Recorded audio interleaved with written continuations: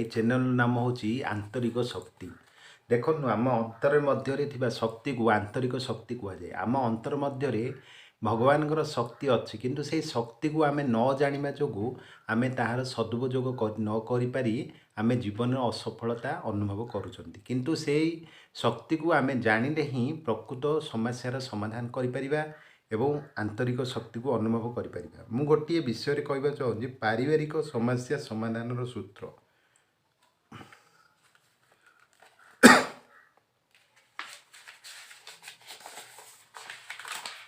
देखंतु बापा और परिवार এই विषय आम जानिबा।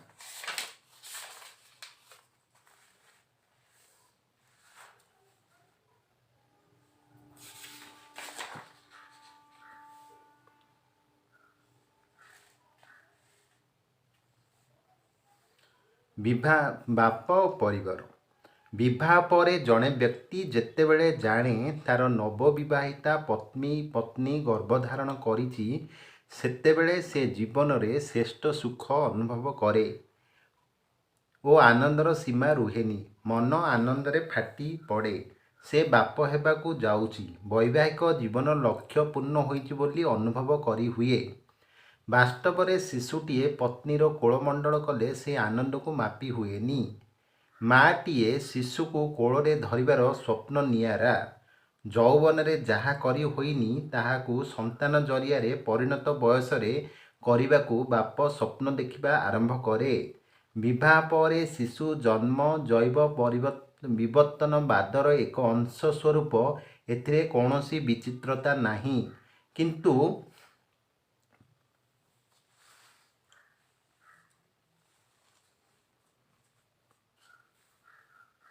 किंतु विवाह परे दाम्पत्य जीवन रे पत्नीर गर्भधारण रे विलंब घटिले उभये पति और पत्नी दुखी अनुभव करती जहाकू भाषा रे प्रकाश करि जाई पारेनी। घर द्वार धन दौलत रे पूर्ण होइथिले भी सबु खाली खाली लगे। कुनी शिशुटीए देखिले अंतर रे लुह आसे। संतान लाभ पाई मन व्याकुल हुए। दौड़ाकू पड़े चिकित्सालय को। डाक्टर परामर्श नहीं औषध सेवन करा जाए। चिकित्सा भितरे जदि माटीर कोल पूरी उठे ताहाले सुख फेरी आसे। एसबु सत्वे जदि गर्भधारण संभव न हुए आरंभ हुए तीर्थ यात्रा। देवादेवी को संतान मनासी इच्छा पूरण पर दान देवाई प्रतिश्रुति दि जाए। पुत्र हेउ बा कन्या हेउ लक्ष्य केवल पितृत्व और मातृत्व।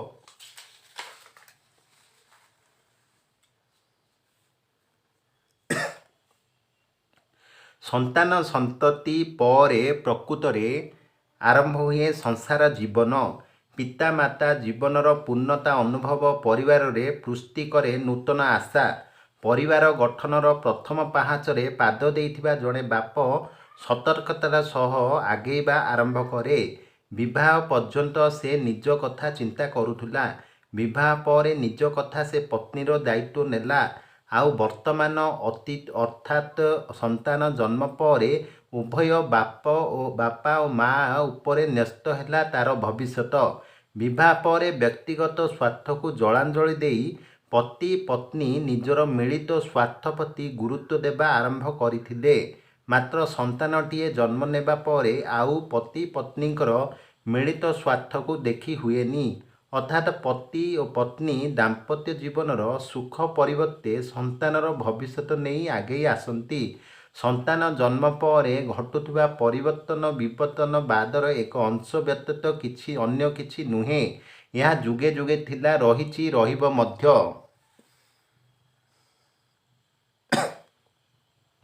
संतानर भविष्यत योजना। संतानर भविष्यत योजना। शिशुटीए जन्म परिवार रे खुशी सहित बापा माँ पाई नुआ दायित्व बोध आणे।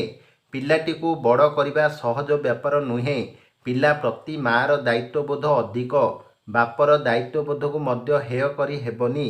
किंतु पिला को शिक्षित करने क्षेत्र में माँ ठारू बापर दायित्व अधिक। पिला को सामर्थ्य मुताबक उत्तम शिक्षा प्रदान बापर मुख्य कर्तव्य। प्रतिद्वंदितामूलक दुनिया रे पिलार भविष्यत तैयारी पाई सठिक स्कूल चयन कष्टकर। स्कूल जीवार यथेष्ट पूर्वर ପିତା ସ୍କୁଲଗୁଡ଼ିକ ଶିକ୍ଷାଦାନ ପଦ୍ଧତି ସମ୍ପର୍କରେ ଅବଗତ ହେବା ଆବଶ୍ୟକ। ସଞ୍ଚୟ ଆଶାରେ ଯଦି ପିଲାକୁ ସ୍ୱଳ୍ପ ବ୍ୟୟ ସାପେକ୍ଷ ସ୍କୁଲରେ ପାଠ ପଢ଼ାଇବାକୁ ବାପ ମନ ସ୍ଥିର କରେ, ତାହେଲେ ଏହା ମସ୍ତ ବଡ଼ ଭୁଲ ପଦକ୍ଷେପ।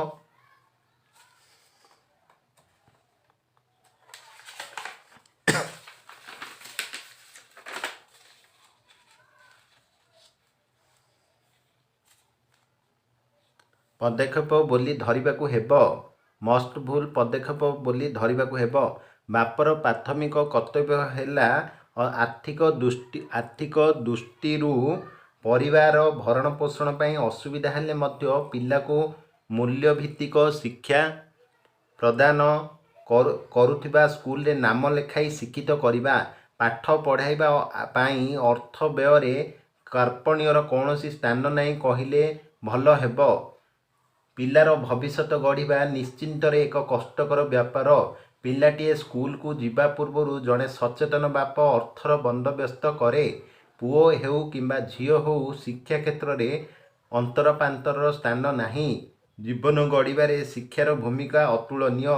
ଏହା ମଧ୍ୟ ଜାଣି ରଖିବା ଉଚିତ ଯେ ପିଲାର ଶିକ୍ଷା ବିଦ୍ୟାଳୟରେ ସୀମିତ ନୁହେଁ। ଶିକ୍ଷକ ଶିକ୍ଷୟିତ୍ରୀ ହିଁ ପିଲାକୁ ଶିକ୍ଷିତ କରିବେ। ଘରର ପରିବେଶ ହେଉଛି ଶିକ୍ଷା ଆହରଣର ପ୍ରଥମ ଅବସ୍ଥା। ବିଦ୍ୟାଳୟରେ ପିଲାଟିଏ ଶିକ୍ଷକ ଶିକ୍ଷୟିତ୍ରୀଠାରୁ ଯାହା ଶୁଣେ, ତାକୁ ପରିବାର ଶୃଙ୍ଖଳା ଭିତରେ ଅନୁଭବ କରେ। ବାସ୍ତବରେ ପିଲା କ'ଣ ଚାହୁଁଛି ତା ବାପା ମା ବେଶୀ ହୃଦୟଙ୍ଗମ କରନ୍ତି। ଶୃଙ୍ଖଳା, ଆତ୍ମନିୟନ୍ତ୍ରଣ, ସମୟାନୁବର୍ତ୍ତିତା, ରୁଚି ଆଦି ଗୁଣଗୁଡ଼ିକୁ ଆଗେ ବାପା ମା ଚିହ୍ନିଥାନ୍ତି।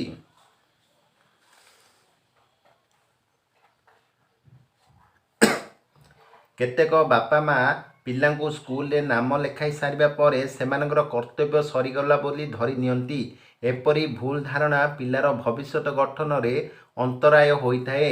ପିଲାଟିର ମାନସିକ ଶକ୍ତି ବିକାଶ ସ୍କୁଲ ଶିକ୍ଷାରେ ସୀମିତ ନୁହେଁ। ସ୍କୁଲ ବ୍ୟତୀତ ପାରିପାର୍ଶ୍ୱିକ ପରିବେଶର ପ୍ରଭାବ ପିଲା ଉପରେ ପଡ଼େ। ଭଲ ଅପେକ୍ଷା ମନ୍ଦକୁ ଆହରଣ କରିବା ସାଧାରଣତଃ ପିଲା ପକ୍ଷେ ସହଜ ହୁଏ। ଅବଶ୍ୟ ଜାଣିବା ଲୋକଙ୍କ ଆଖିରେ ଯାହା ମନ୍ଦ, ତାକୁ ପିଲା ମନ୍ଦ ବୋଲି ଜାଣି ନ ପାରି ଆହରଣ କରେ। ତେଣୁ ବାପା ମା ସବୁବେଳେ ପିଲାମାନଙ୍କ ଚାଲିଚଳଣି ଉପରେ ନଜର ରଖିବା ଉଚିତ। କିପରି ପିଲା କୁସଙ୍ଗଠାରୁ ଦୂରେଇ ରହି ଅଳ୍ପ ସହପାଠୀଙ୍କ ସହ ମିଶି ବେଶୀ ସମୟ ଅଧ୍ୟୟନରେ ମନ ନିବେଶ କରିବ, ତାହା କାର୍ଯ୍ୟକାରିତା ବାପା ମାଙ୍କର ଦାୟିତ୍ୱ। ପିଲା ଯେପରି ଅବାଟକୁ ନ ଯାଏ, ତାକୁ ତଦାରଖ କରିବା ବାପା ମାଙ୍କର ମିଳିତ ଦାୟିତ୍ୱ। କିନ୍ତୁ ଏ କ୍ଷେତ୍ରରେ ବାପର ଦାୟିତ୍ୱ ମା ଠାରୁ ଅଧିକ। ଅଫିସ କାର୍ଯ୍ୟ ଓ ବ୍ୟବସାୟ ଆଦିରେ ବହୁ ସମୟ ଦେଇ ବେଳେ ବାପା ପିଲାକୁ ଠିକ୍ ଦେଖିପାରେନି।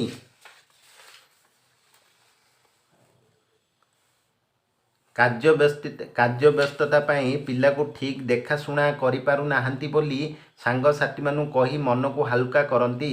କିନ୍ତୁ ଏହା ଜଣେ ସଚେତନ ବାପର କର୍ତ୍ତବ୍ୟ ନୁହେଁ। ଅଫିସ ହେଉ କି ବ୍ୟବସାୟ ହେଉ, ପିଲା ପ୍ରତି ଦିନକର ଯେତିକି ସମୟ ଦିଆଯିବା କଥା, ତାହା ବାପା ଦେବା ଉଚିତ। କାରଣ ପିଲାର ଆଚରଣ ଓ ତ୍ରୁଟି ସୁଧାରିବା ହେଉଛି ବାପାଙ୍କର କର୍ତ୍ତବ୍ୟ। ବାପ ବ୍ୟତୀତ ଆଉ କେହି ଏହା କରିପାରିବେ ନାହିଁ। ଯଦି ପୁଅ ଝିଅ ନିୟମିତ ଭାବେ ବିଳମ୍ବରେ ସ୍କୁଲ କଲେଜରୁ ଫେରନ୍ତି, ତାହେଲେ ପିତା ଏହାର କାରଣ ଖୋଜିପାରିବା ଜରୁରୀ। ବିଶେଷ କରି ଝିଅମାନଙ୍କ କ୍ଷେତ୍ରରେ ଏହିପରି ଘଟିଲେ ବାପର ମୁଣ୍ଡ ବ୍ୟଥା ହୋଇଥାଏ। ବାପର ହସ୍ତକ୍ଷେପକୁ ବଢ଼ିଲା ପୁଅ ଝିଅ ଗ୍ରହଣ କରିବାକୁ କୁଣ୍ଠାବୋଧ କରନ୍ତି। ବାପ ସେମାନଙ୍କର ସ୍ୱାଧୀନତାର ହସ୍ତକ୍ଷେପ କରୁଛନ୍ତି ବୋଲି ଅଭିଯୋଗ ଶୁଣାଯାଏ।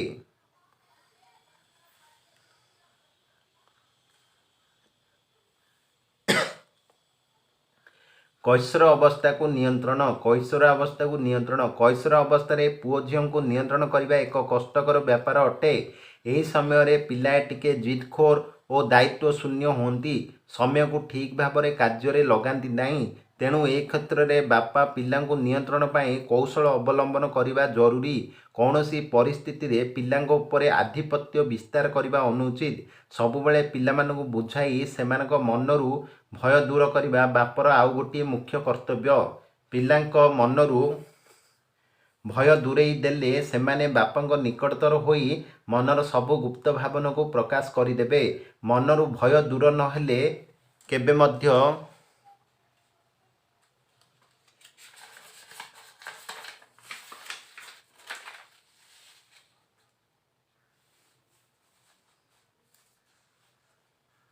ମନରୁ ଭୟ ଦୂର ନହେଲେ କେବେ ମଧ୍ୟ ପିଲାମାନଙ୍କ ସତ୍ୟ ଆଚରଣ କରିପାରିବେ ନାହିଁ। ଭୟଭୀତ ହୋଇ ପିଲାମାନେ ବାପା ମାଆଙ୍କୁ ମିଛ କହିଥାନ୍ତି। ତେଣୁ ଏହି ଏଜ୍ର ସମୟଟି ପିଲାଙ୍କ ପାଇଁ ବେଶ୍ ଗୁରୁତ୍ୱପୂର୍ଣ୍ଣ। କ୍ୟାରିୟର ଗଢ଼ିବା ପାଇଁ ଉପଯୁକ୍ତ ସମୟ। ଯଦି ବି ପିଲାଏ କିଛି ଖରାପ ଦିଗ ପ୍ରତି ଆକୃଷ୍ଟ ହେଉଛନ୍ତି ତାହେଲେ ସେମାନଙ୍କୁ ବୁଝାଇ ଠିକ୍ ବାଟକୁ ଫେରାଇ ଆଣନ୍ତୁ। କେବେ କ୍ରୋଧାନ୍ୱିତ ହୋଇ ପିଲାଙ୍କୁ ମାଡ଼ ଦିଅନ୍ତୁ ନାହିଁ। ଏଥିସହ ପିଲାଙ୍କୁ ସବୁବେଳେ ବାପ ନିଜ ନୀତି ଆଦର୍ଶ ପ୍ରତି ଆକୃଷ୍ଟ ହେବାକୁ ପରାମର୍ଶ ଦିଅନ୍ତୁ ନାହିଁ।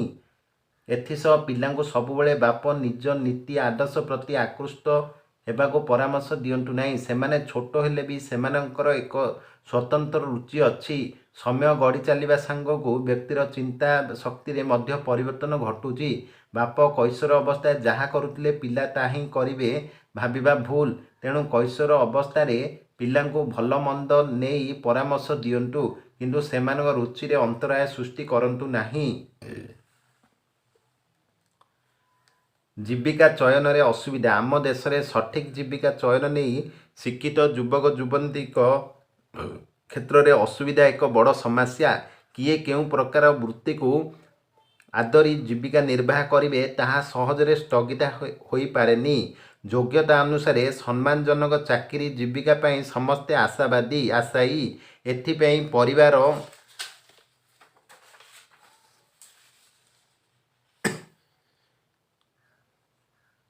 ଏଥିପାଇଁ ପରିବାର ଭିତରେ ମତାନ୍ତର ଘଟେ। କେତେକ କ୍ଷେତ୍ରରେ ଚାକିରି କରିଥିବା ବାପାମାନେ ନିଜର ପେସାର ପିଲାମାନଙ୍କୁ ପୁରାଇବା ପାଇଁ ଇଚ୍ଛା ପ୍ରକାଶ କରନ୍ତି।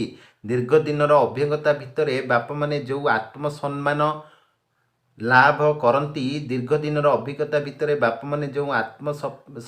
ଲାଭ କରିଥାନ୍ତି ତାହା ଯେପରି ପିଲାମାନେ ପାଆନ୍ତୁ ତାହା ସେମାନେ ଚାହାନ୍ତି।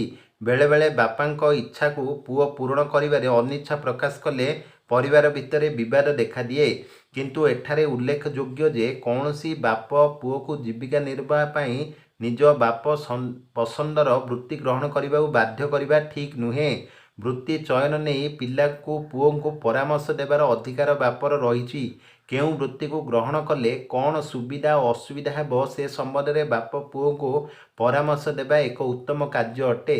କିନ୍ତୁ ଯଦି ବାପ ନିଜ ପସନ୍ଦର ବୃତ୍ତି ଗ୍ରହଣ କରିବାକୁ ବାଧ୍ୟ କରେ ତାହେଲେ ଏହାକୁ ଠିକ୍ କୁହାଯାଇ ପାରିବନି। ବାପର ବୃତ୍ତିକୁ ପିଲାମାନେ ଗ୍ରହଣ କରିନେଲେ ବାପ ସେମାନଙ୍କୁ ଅଭିଜ୍ଞତା ବଳରେ ଭଲ ଦିଗଗୁଡ଼ିକୁ ସମ୍ପର୍କରେ ସୂଚନା ଦେଇପାରିବେ। ଏସବୁ ସତ୍ତ୍ୱେ ବାପ ଜାଣି ରଖିବା ଉଚିତ ଯେ ପିଲାମାନେ ପରପିଢ଼ି ସହ ତାଳ ଦେଇ ଚାଲିବେ। ଏଥିପାଇଁ କେଉଁ ବୃତ୍ତି ଗ୍ରହଣ କରିବା ଉଚିତ ତାହା ପିଲାମାନେ ହିଁ ବାଛିବା ଉଚିତ। ପୁଣି ଯଦି ଚାକିରିରେ ବୃତ୍ତିଗତ ଶାନ୍ତି ନ ମିଳିଲା ସଫଳତା ପାଇବା କଷ୍ଟକର। ମନେ କରନ୍ତୁ ଜଣେ ଶିକ୍ଷକ ତା'ର ପିଲାମାନଙ୍କୁ ନିଜ ବୃତ୍ତିରେ ନେବାକୁ ଚାହୁଁଥିଲେ, ହେଲେ ପିଲାମାନେ ମାର୍କେଟିଂକୁ ପେଶା କରିବାକୁ ଇଚ୍ଛା କଲେ। ଶିକ୍ଷକ ବାପାଙ୍କ ଧାରଣା ମାର୍କେଟିଂ ତ ସରକାରୀ ଚାକିରି ନୁହେଁ କି ପିଲାମାନେ ମାସିକ ଦରମା ପାଇବେ ନାହିଁ। କିପରି ଭବିଷ୍ୟତରେ ପରିବାରର ଭରଣ ପୋଷଣ କରିବେ। କିନ୍ତୁ ମାର୍କେଟିଂକୁ ବୃତ୍ତି କରିବାକୁ ସ୍ଥିର କରିଥିବା ପିଲାମାନଙ୍କ ଲକ୍ଷ୍ୟ ଅଲଗା ଅଟେ। ଶିକ୍ଷକତାକୁ ବୃତ୍ତି କରି ମାସିକ 10,000 ଟଙ୍କା ଦରମାରେ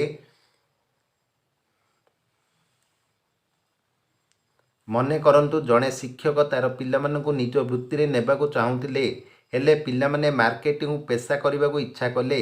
ଶିକ୍ଷକ ବାପାଙ୍କ ଧାରଣା ମାର୍କେଟିଂର ସରକାରୀ ଚାକିରି ନୁହେଁ କି ପିଲାମାନେ ମାସିକ ଦରମା ପାଇବେ ନାହିଁ। କିପରି ଭବିଷ୍ୟତରେ ପରିବାରର ଭରଣ ପୋଷଣ କରିବେ। କିନ୍ତୁ ମାର୍କେଟିଂକୁ ବୃତ୍ତି କରିବାକୁ ସ୍ଥିର କରିଥିବା ପିଲାମାନଙ୍କ ଲକ୍ଷ୍ୟ ଅଲଗା ଅଟେ।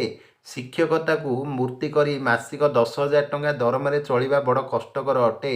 ପୁଣି ଘରୁ ସ୍କୁଲରୁ ଘର, ଏପରି ବୃତ୍ତିରେ ଦେଶ ଦୁନିଆକୁ ଚିହ୍ନିବା କଷ୍ଟକର। ତେଣୁ ବଡ଼ ବଡ଼ ଜାତୀୟ ଓ ଅନ୍ତର୍ଜାତୀୟ କମ୍ପାନୀରେ କାମ କରି ଶ୍ରମ ବଦଳରେ ଅଧିକ ରୋଜଗାର କରିବା ସାମ୍ପ୍ରତିକ ଦୁନିଆ ପାଇଁ ଠିକ୍। ତେଣୁ ବାପ ଓ ପିଲାଙ୍କ କ୍ଷେତ୍ରରେ ବୃତ୍ତିକୁ ନେଇ ଅନେକ ପାର୍ଥକ୍ୟ ପରିଲକ୍ଷିତ ହୁଏ।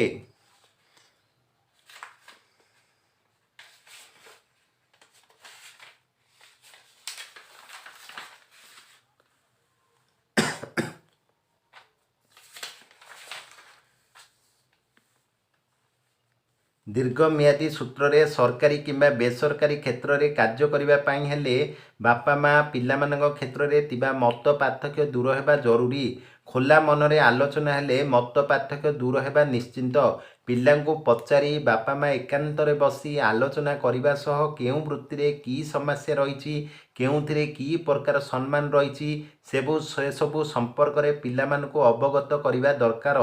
ଯଦି ପିଲାଏ ନିଜ ନିଜର ବୃତ୍ତିକୁ ବେଶ ସ୍ଥିର ନିଶ୍ଚିତ, ତାହେଲେ ସେମାନଙ୍କୁ ନିରୁତ୍ସାହ କରିବା ବଦଳରେ ତାଙ୍କ ମନରେ ଉତ୍ସାହ ଭରିଦିଅ। ଯଦି ବି କେବେ ଅସୁବିଧା ଆସେ ତାକୁ ଦୂର କରିବା ପାଇଁ ପିଲାକୁ ସତ୍ସାହସ ଓ ପ୍ରତିଶ୍ରୁତି ଦିଅ। ଏହା ପିଲାଙ୍କୁ ଭବିଷ୍ୟତ ଗଢ଼ିବାରେ ସହାୟତା କରିବ। ବିଶେଷ କରି ଏସବୁ କ୍ଷେତ୍ରରେ ମାଙ୍କ ଅପେକ୍ଷା ବାପ ବେଶୀ ମାତ୍ରାରେ ପିଲାଙ୍କ ନିକଟତର ହେବା ବାଞ୍ଛନୀୟ।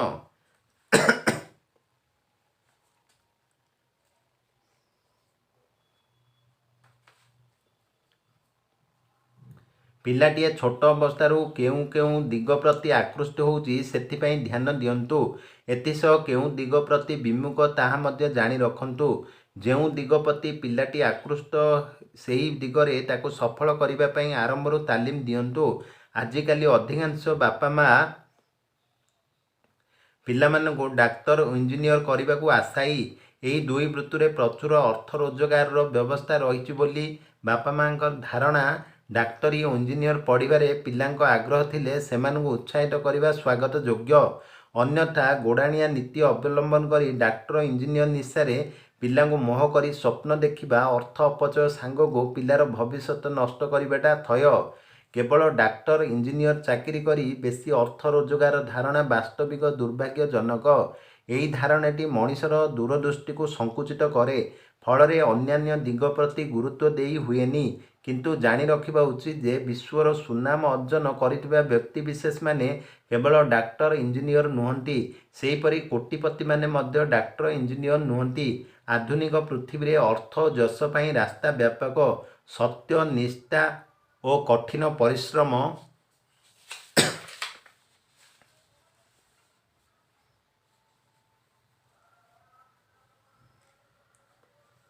ସତ୍ୟନିଷ୍ଠା ବଳରେ ସବୁକିଛି ପାଇହେବ।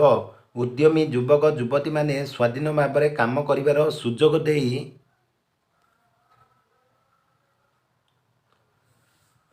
ଯୁବତୀମାନଙ୍କୁ ସ୍ୱାଧୀନ ଭାବରେ କାମ କରିବାର ସୁଯୋଗ ଦେଇ ସେମାନଙ୍କୁ ଭବିଷ୍ୟତକୁ ଉଜ୍ଜ୍ୱଳମୟ କରନ୍ତୁ। ପିଲାଏ ଗୋଟିଏ ନିରାପଦ ଚାକିରି କରି ଜୀବନକୁ ସରସ ସୁନ୍ଦର କରିବା ସବୁ ବାପ ଇଚ୍ଛା କରନ୍ତି। କେଉଁ ଚାକିରି ନିରାପଦ, କେଉଁ ଚାକିରି ଅସୁରକ୍ଷିତ ତାହାର ତାଲିକା ବାପ ପ୍ରସ୍ତୁତ କରି ପୁଅକୁ ଦୃଷ୍ଟିକୁ ଆଣନ୍ତୁ। କିନ୍ତୁ ବାସ୍ତବରେ ନିରାପଦ ଚାକିରି ବୋଲି ଯାହା କୁହାଯାଉଛି ତାହା ଠିକ୍ ନୁହେଁ। ସବୁ ଚାକିରିରେ କିଛି ନା କିଛି ଦାୟିତ୍ୱବୋଧ ରହିଛି, ବିପଦ ମଧ୍ୟ ରହିଛି। ଯଦି ଜଣେ ବ୍ୟକ୍ତି କର୍ତ୍ତବ୍ୟ ସମ୍ପାଦନରେ ଦାୟିତ୍ୱବୋଧର ପରିଚୟ ଦିଏ ତାହେଲେ ନିଜକୁ ନିରାପଦ ଅନୁଭବ କରେ। ତେଣୁ ପ୍ରତ୍ୟେକ ଜୀବିକାରେ ଏପରି ଅବସ୍ଥାରେ ସମ୍ମୁଖୀନ ହେବାକୁ ହୁଏ।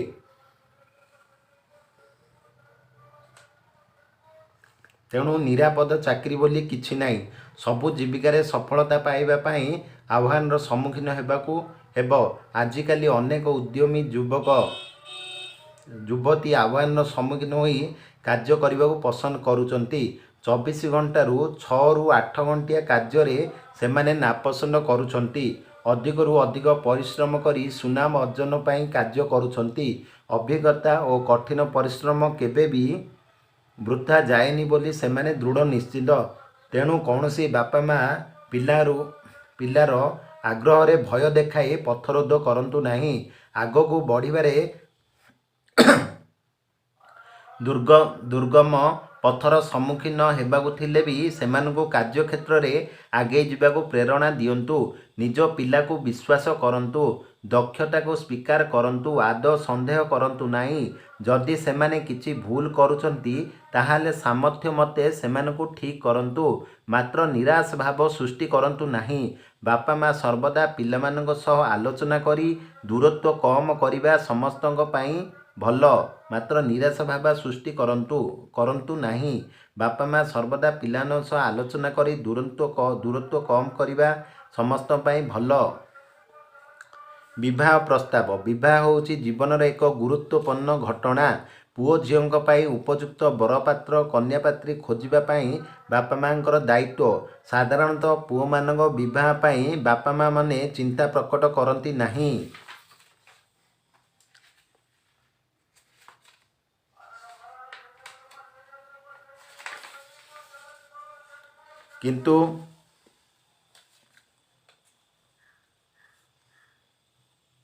କିନ୍ତୁ ଝିଅଟିଏ ଥିଲେ ଜନ୍ମରୁ ପର ଘରକୁ ଯିବା ପର୍ଯ୍ୟନ୍ତ ବାପ ଅଧିକ ବୋଝକୁ ମୁଣ୍ଡରେ ବହନ କରିଥାନ୍ତି। ଏଥିପାଇଁ ଦାୟୀ ଆମ ପରମ୍ପରା। ମହିଳାକୁ ମିଳିଛି ଦ୍ୱିତୀୟ ଶ୍ରେଣୀର ମାନ୍ୟତା। ସମ୍ବିଧାନରେ ଲିଖିତ ଅଛି ନାରୀ ପୁରୁଷ ସମାନ। ହେଲେ ସମାଜରେ ରୀତିନୀତି ଭିତରେ ମହିଳାମାନେ ପଛରେ ପଡ଼ିଯାଇଛନ୍ତି। ଏହାକୁ ଉପଲବ୍ଧ କରି ସରକାର କେତୋଟି ପଦକ୍ଷେପ ହାତକୁ ନେଇଛନ୍ତି। ମହିଳାମାନଙ୍କୁ ସଂରକ୍ଷଣ ଭିତ୍ତିରେ ନିଯୁକ୍ତିର ସୁଯୋଗ ଦେଇ ମହିଳା ସଶକ୍ତିକରଣ ପାଇଁ ଉଦ୍ୟମ ଆରମ୍ଭ କରିଛନ୍ତି। ଏସବୁ ସତ୍ତ୍ୱେ ଯଦି ମହିଳାମାନଙ୍କର ଜୀବନ ଧାରଣମାନ ଉନ୍ନତ ହୋଇଛି, ତଥାପି ପୁରୁଷମାନଙ୍କ ସହ ସେମାନେ ସମାଜରେ ସମାନ ଗୁରୁତ୍ୱ ପାଇନାହାନ୍ତି।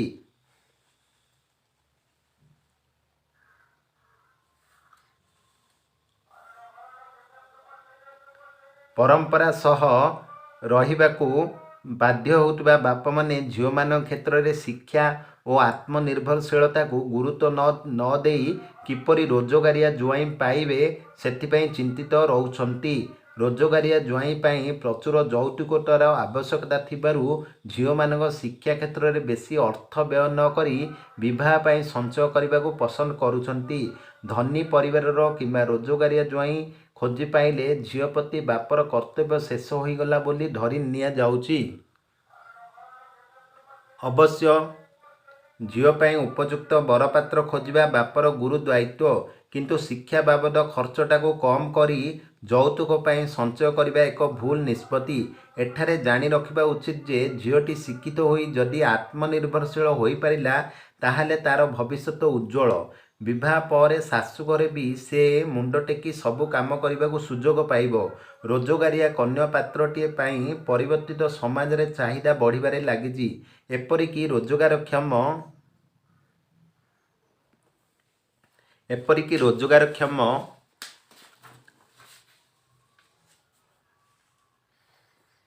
ଏକ ଝିଅର ବିବାହ ପାଇଁ ସାମ୍ପ୍ରତିକ ସମାଜର ଯେପରି ଯୌତୁକତାର ଆବଶ୍ୟକତା ନାହିଁ କହିଲେ ଚଳେ। ତେଣୁ ସବୁ ଦୃଷ୍ଟିରୁ ବିଚାର କରି ବସିନେଇ ଜଣେ ଝିଅକୁ ଆତ୍ମନିର୍ଭରଶୀଳ କରି ଗଢ଼ି ତୋଳିବାକୁ ହେଲେ ଶିକ୍ଷିତ କରିବାର ଆବଶ୍ୟକତା ବେଶୀ ଅଟେ। ବର୍ତ୍ତମାନ ଦେଖିବାକୁ ମିଳୁଛି ଶିକ୍ଷା, ଶିଳ୍ପ, ସ୍ୱାସ୍ଥ୍ୟ ଆଦି କ୍ଷେତ୍ରରେ ମହିଳାମାନେ କାର୍ଯ୍ୟରତ। ପୁରୁଷମାନଙ୍କ ସହ ତାଳ ଦେଇ ମହିଳାମାନେ ବିଭିନ୍ନ କ୍ଷେତ୍ରରେ କାର୍ଯ୍ୟ କରି ଚାଲିଛନ୍ତି। ଏହି କାର୍ଯ୍ୟ କରିବା ଭିତରେ ଅବିବାହିତା ଯୁବକ ଯୁବତୀମାନେ ପରସ୍ପର ପ୍ରତି ଆକୃଷ୍ଟ ହେଉଛନ୍ତି। ଅନ୍ୟ ଅର୍ଥରେ କହିବାକୁ ଗଲେ ଭଲ ପାଇ ବିବାହ କରିବାକୁ ଇଚ୍ଛା କରୁଛନ୍ତି। ଏସବୁ କ୍ଷେତ୍ରରେ ବାପା ମାଆମାନେ ବେଶୀ ପ୍ରତିକ୍ରିୟାଶୀଳ ନ ହୋଇ ପୁଅ ଝିଅଙ୍କ ଗତିବିଧି ଉପରେ ତୀକ୍ଷ୍ଣ ଦୃଷ୍ଟି ରଖିବା ଉଚିତ। ପ୍ରକୃତରେ ଦୁହିଁଙ୍କ ମଧ୍ୟରେ ଗଢ଼ି ଉଠିଥିବା ପ୍ରେମ ସମ୍ପର୍କ କେଉଁ ପର୍ଯ୍ୟନ୍ତ ଯାଇଛି? ପ୍ରେମ ଶାଶ୍ୱତ, ଦୈହିକ ନା ଲୋକ ଦେଖାଣିଆ ତାହା ହୃଦୟଙ୍ଗମ କରିବାର ଅଛି। ପ୍ରେମ ଶାଶ୍ୱତ ହୋଇଥିଲେ ଜାତି, ଧର୍ମ, ବର୍ଣ୍ଣ ନିର୍ବିଶେଷରେ ସେମାନଙ୍କୁ ବିବାହ କରିବାକୁ ଅନୁମତି ଦିଆଯାଉ। କାରଣ ଦୁଇଜଣଙ୍କ ମନର ମିଳନ ସଫଳ ଦାମ୍ପତ୍ୟ ଜୀବନର ଏକ ସଫଳ ମନ୍ତ୍ର। ଆଉ ଯଦି ପ୍ରେମ ଲୋକ ଦେଖାଣିଆ କିମ୍ବା ଦୈହିକ, ତାହେଲେ ସେମାନଙ୍କୁ ବୁଝାଇ ଭୁଲ ବାଟରୁ ନିବୃତ୍ତ କରନ୍ତୁ। ପୁଅ ଝିଅଙ୍କ ଦୈହିକ ବୈବାହିକ ଜୀବନ ସୁଖମୟ ହେଉ, ଏହା ହିଁ ବାପା ମାଆଙ୍କ ଇଚ୍ଛା। ପ୍ରେମ ବିବାହ ପରେ ଯଦି ପୁଅ ଝିଅ ଭଲରେ କାଳାତିପାତ କରିବାର ହୃଦ୍ବୋଧ ହୁଏ, ତାହେଲେ ସେମାନଙ୍କୁ ବିବାହ କରିବାକୁ ସୁଯୋଗ ମିଳିବା ଉଚିତ। ପ୍ରେମ ବିବାହ ବୈଦିକ ରୀତିରେ ବିବାହଠାରୁ ଅଲଗା। ବୈଦିକ ରୀତିରେ ବିବାହକୁ କେହି ଆଙ୍ଗୁଠି ଦେଖାଇବାକୁ ସାହସ କରନ୍ତି ନାହିଁ।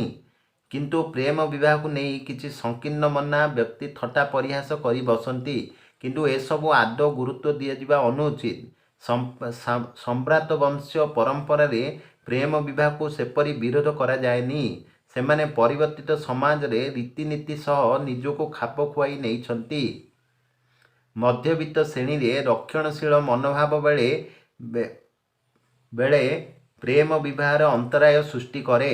ପରର ଟାହି टापराକୁ ଡୁରି ମଧ୍ୟବିତ୍ତ ପରିବାରରେ ପ୍ରେମ ବିବାହକୁ ସହଜ ସ୍ୱୀକୃତି ମିଳେନି। କିନ୍ତୁ ଏସବୁ ଠିକ୍ ନୁହେଁ। ଯଦି ପୁଅ ଝିଅଙ୍କ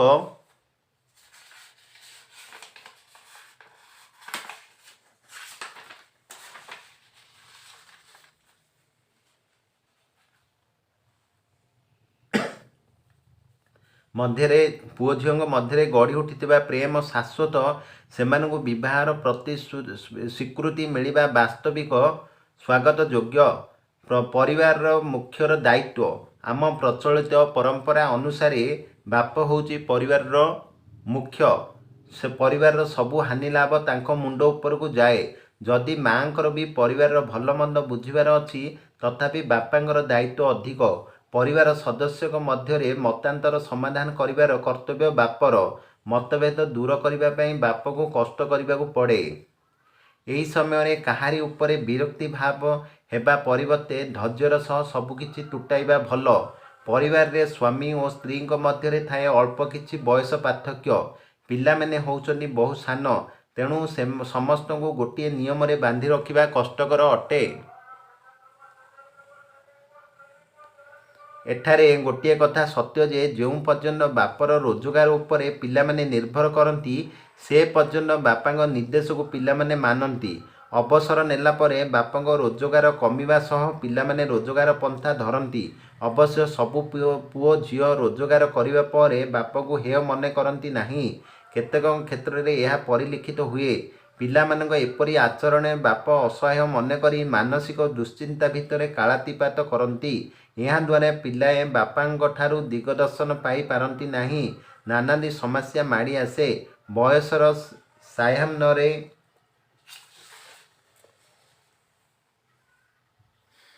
ପିଲାମାନଙ୍କ ଉପରେ ବୋଝ ହେବା ଭଳି କାର୍ଯ୍ୟ କରନ୍ତୁ ନାହିଁ। ରୋଜଗାର ସମୟରେ ବାପ ଯେପରି ଭବିଷ୍ୟତ ପାଇଁ ସଞ୍ଚୟ କରିପାରିବ, ସେଥିପାଇଁ ଦାୟିତ୍ୱବାନ ହେବା ଆବଶ୍ୟକ। ଯଦି ସରକାରୀ ଚାକିରି କରିଥାନ୍ତି, ତାହେଲେ ତ ପେନ୍ସନ୍ ପାଇବେ।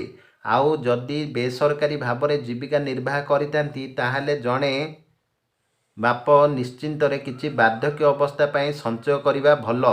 କୌଣସି ପରିସ୍ଥିତିରେ ପିଲାଙ୍କ ଉପରେ ବୋଝ ହେବାକୁ ଚେଷ୍ଟା କରନ୍ତୁ ନାହିଁ। ଅବଶ୍ୟ ଏହା ସତ ଯେ, ସବୁ ପିଲା ବାପା ମାଆଙ୍କୁ ବାର୍ଦ୍ଧକ୍ୟ ଅବସ୍ଥାରେ ବୋଝ ବୋଲି ଅନୁଭବ କରନ୍ତି ନାହିଁ। କିନ୍ତୁ କେତେକ କ୍ଷେତ୍ରରେ ଏପରି ପରିଲକ୍ଷିତ ହୁଏ। କର୍ମମୟ ଜୀବନରୁ ଅବସର ନେବା ପରେ ଜଣେ ଜଣେ ବ୍ୟକ୍ତି ବିରକ୍ତି ଅନୁଭବ କରନ୍ତି। ସକାଳୁ ରାତ୍ରି ପର୍ଯ୍ୟନ୍ତ ଚିଡ଼ିଚିଡ଼ି ହୁଅନ୍ତି। ଏଥିପାଇଁ ପରିବାରରେ ଅଶାନ୍ତି ଲାଗି ରହେ। ବୟସର ସାୟାହ୍ନରେ ଖୁସିରେ ଜୀବନ ବିତାଇବା ପାଇଁ ଆପଣ ବହି ପଢ଼ିବା, ସକାଳ ସଞ୍ଜରେ ପ୍ରାତଃ ଭ୍ରମଣ କରିବା, ବାଡ଼ି ବଗିଚାରେ ଫୁଲ ଫଳ ଗଛ ଲଗାଇବା, ତୀର୍ଥସ୍ଥାନ ଆଦି ବୁଲିଯିବା ଭଲ। ଏହାଦ୍ୱାରା ମନରୁ ବିରକ୍ତି ଭାବ ଦୂରେଇ ଯିବ। ଯଦି ପିଲାଙ୍କୁ ପାଠ ପଢ଼ାଇ ଆନନ୍ଦ ପାଆନ୍ତି, ତାହେଲେ ନାତି ନାତୁଣୀଙ୍କୁ ପଢ଼ାଇଲେ ଭଲ। ଭକ୍ତି ଆରାଧନା ଓ ମନ୍ଦିର ଦର୍ଶନ ଆଦି ମନକୁ ପ୍ରଫୁଲ୍ଲ ରଖିବ। ଜନ୍ମ ଲାଭ କରିଛ ମାନେ ଦିନେ ନା ଦିନେ ବାର୍ଦ୍ଧକ୍ୟକୁ ସାମ୍ନା କରିବ। ବାର୍ଦ୍ଧକ୍ୟ ଅବସ୍ଥାରେ ଜୀବନକୁ ଉପଭୋଗ କରାଯାଇପାରିବ, ଏଥିରେ ଦ୍ୱିମତ ହେବାର ନାହିଁ। ଦୀର୍ଘ ଦିନର ଅଭିଜ୍ଞତା ବାର୍ଦ୍ଧକ୍ୟ ଅବସ୍ଥାକୁ ପରିପୂର୍ଣ୍ଣ କରିଥାଏ। ବାର୍ଦ୍ଧକ୍ୟ ଅବସ୍ଥାରେ ସ୍ତ୍ରୀ ଯଦି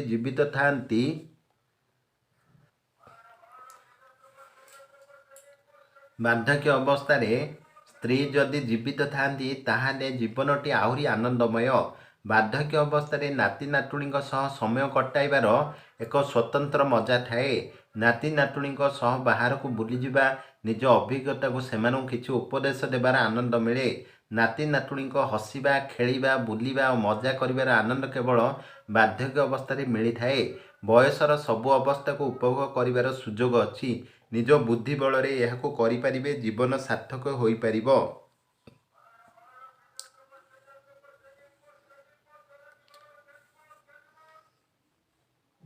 ଜନ୍ମ ଲାଭ କରିଛ ମାନେ ଦିନେ ନା ଦିନେ ବାର୍ଦ୍ଧକ୍ୟକୁ ସାମ୍ନା କରିବ। ବାର୍ଦ୍ଧକ୍ୟ ଅବସ୍ଥାରେ ଜୀବନକୁ ଉପଭୋଗ କରାଯାଇପାରିବ, ଏଥିରେ ଦ୍ୱିମତ ହେବାର ନାହିଁ। ଦୀର୍ଘ ଦିନର ଅଭିଜ୍ଞତା ବାର୍ଦ୍ଧକ୍ୟ ଅବସ୍ଥାକୁ ପରିପୂର୍ଣ୍ଣ କରିଥାଏ। ବାର୍ଦ୍ଧକ୍ୟ ଅବସ୍ଥାରେ ସ୍ତ୍ରୀ ଯଦି ଜୀବିତ ଥାଆନ୍ତି, ତାହେଲେ ଜୀବନଟି ଆହୁରି ଆନନ୍ଦମୟ। ବାର୍ଦ୍ଧକ୍ୟ ଅବସ୍ଥାରେ ନାତି ନାତୁଣୀଙ୍କ ସହ ସମୟ କଟାଇବାର ଏକ ସ୍ୱତନ୍ତ୍ର ମଜା ଥାଏ। ନାତି ନାତୁଣୀଙ୍କ ସହ ବାହାରକୁ ବୁଲିଯିବା, ନିଜ ଅଭିଜ୍ଞତାକୁ ସେମାନଙ୍କୁ କିଛି ଉପଦେଶ ଦେବାର ଆନନ୍ଦ ମିଳେ। ନାତି ନାତୁଣୀଙ୍କ ସହ ହସିବା, ଖେଳିବା, ବୁଲିବା ଓ ମଜା କରିବାର ଆନନ୍ଦ କେବଳ ବାର୍ଦ୍ଧକ୍ୟ ଅବସ୍ଥାରେ ମିଳିଥାଏ। ବୟସର ସବୁ ଅବସ୍ଥାକୁ ଉପଭୋଗ କରିବାର ସୁଯୋଗ ଅଛି। ନିଜ ବୁଦ୍ଧି ବଳରେ ଏହାକୁ କରିପାରିଲେ ଜୀବନ ସାର୍ଥକ ହୋଇଥାଏ। ଏହା ତୃତୀୟ ପାଖୁଡ଼ା। ଏହା ମା ଓ ପରିବାର ବିଷୟରେ ଜାଣିବା। ଏହି ପୁସ୍ତକଟି ପାରିବାରିକ ସମସ୍ୟା ସମାଧାନର ସୂତ୍ର ଅଟେ। ଦେଖନ୍ତୁ, ମା ଓ ପରିବାର। ପରିବାରରେ ମାଆର ଭୂମିକା କ'ଣ ଆମେ ଜାଣିବା। ପରିବାର ମଧ୍ୟରେ ମାଆଙ୍କର ଭୂମିକା କ'ଣ ଆମେ ଜାଣିବାକୁ ହେବ। ପରିବାରରେ ମାଆର ଭୂମିକା ସବୁଠାରୁ ଗୁରୁତ୍ୱପୂର୍ଣ୍ଣ ଅଟେ। ସବୁ ଦୁଃଖକୁ ମୁଣ୍ଡରେ ମୁଣ୍ଡାଇ ସ୍ୱାମୀ ଓ ପିଲାଙ୍କୁ ଖୁସିରେ ରଖିବାକୁ ମାଆଟିଏ ସର୍ବଦା ତତ୍ପର। ନିଜେ ଖାଇଲେ ପିନ୍ଧିଲେ ମନ ବୁଝେନି। ଯଦି ନିଜେ ନ ଖାଇ ସ୍ୱାମୀ ଓ ପିଲାଙ୍କୁ ଖୁଆଇ ପାରିଲେ ମାଆଟିଏ ଖୁସି ହୁଏ। ମା ଋଣ କେବେ ସୁଝିନି କି ଭବିଷ୍ୟତରେ ସୁଝି ପାରିବ ନାହିଁ। ମାଆଟିଏ ପିଲାକୁ ଲାଳନ ପାଳନ କରି ବଡ଼ କରିବା ପାଇଁ ଯେଉଁ ମହତ୍ କାର୍ଯ୍ୟ କରିଥାଏ, ତାହାକୁ ପିଲାଟି କେବେ ହେଲେ ମାଆର ଋଣ ସୁଝି ପାରେନି। ସାମର୍ଥ୍ୟ ମତେ ମା' ପ୍ରତି ପିଲାଏ କର୍ତ୍ତବ୍ୟ ସମ୍ପାଦନ କରନ୍ତି, କିନ୍ତୁ ତାହା କୌଣସି ବ୍ୟକ୍ତି କ୍ଷେତ୍ରରେ ମା'ର ଦାନ ସହ ତୁଳନୀୟ ନୁହେଁ। ପିଲାମାନେ ଯେଉଁ କଥା କାହା ଆଗରେ ପ୍ରକାଶ କରିବାକୁ ସାହସ କରନ୍ତିନି, ସେ କଥା ମା' ଆଗରେ ପ୍ରକାଶ କରନ୍ତି। ମା' କାଉ କା କରିବା ଠାରୁ ବିଳମ୍ବିତ ରାତିରେ ପେଚା ଘୁମୁରିବା ପର୍ଯ୍ୟନ୍ତ ଅକ୍ଳାନ୍ତ ପରିଶ୍ରମ କରେ। ଶରୀରକୁ ଯେତେ କଷ୍ଟ ହେଲେ ବି ସବୁ ସହିଯାଏ। କର୍ମଜୀବୀ ମହିଳା ଜୀବନରେ ଅଧିକ କଷ୍ଟ ସ୍ୱୀକାର କରେ। ତାକୁ ଏକାଧାରରେ ସୁଗୃହିଣୀ ଓ ଦକ୍ଷ କାର୍ଯ୍ୟନିର୍ବାହୀ ଅଧିକାରିଣୀର କର୍ତ୍ତବ୍ୟ ସମ୍ପାଦନ କରିବାକୁ ହୁଏ। ସମୟର ଅପଚୟ ନ କରି କିପରି ଦୁଇଟି ଯାକ କାର୍ଯ୍ୟ ସେ ସଫଳତାର ସହ ଶେଷ କରିବ, ସେଥିପାଇଁ ଦାୟିତ୍ୱବାନ ହୁଏ। ଘରେ କିମ୍ବା ଅଫିସରେ ସାମାନ୍ୟ ତ୍ରୁଟି ମହିଳାକୁ ଅଶାନ୍ତି ଭିତରକୁ ପେଲିଦିଏ। ଜଣେ ଉତ୍ତମ